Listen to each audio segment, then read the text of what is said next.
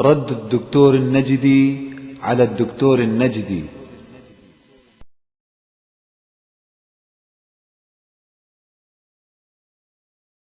وعمر. أيوة. نحن نعتقد أن أبا بكر وعمر وعثمان وعبد الرحمن بن عوف ويعني أمثال هؤلاء الصحابة. تريد أعد آخرين؟ مثلا أمثال هؤلاء. أولا أنهم مسلمون، نعتقد بإسلامهم، هذا أولا. ثانيا أنهم من كبار الصحابة. أيوة. ولهم قول مسموع وشخصيات اجتماعية كبيرة وشخصيات لها منزلة قيادية في المجتمع. يعني هذه الأمور لا ننكرها، وأحدثوا فتوحات. يعني لا نكفر أحدا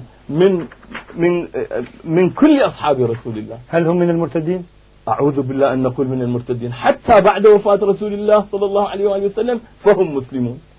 أعوذ بالله أن نقول من المرتدين. حتى بعد وفاة رسول الله صلى الله عليه وآله وسلم فهم مسلمون. أكثر من هذا طيب.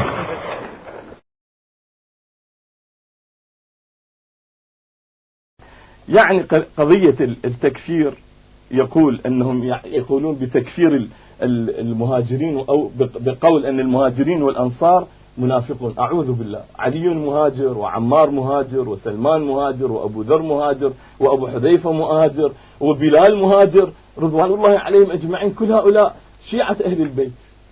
علي سيد شيعة أهل البيت، وعمار من شيعة أهل البيت، وأبو ذر من شيعة أهل البيت، وسلمان. فهل نكفر هؤلاء؟ أليسوا هؤلاء من المهاجر؟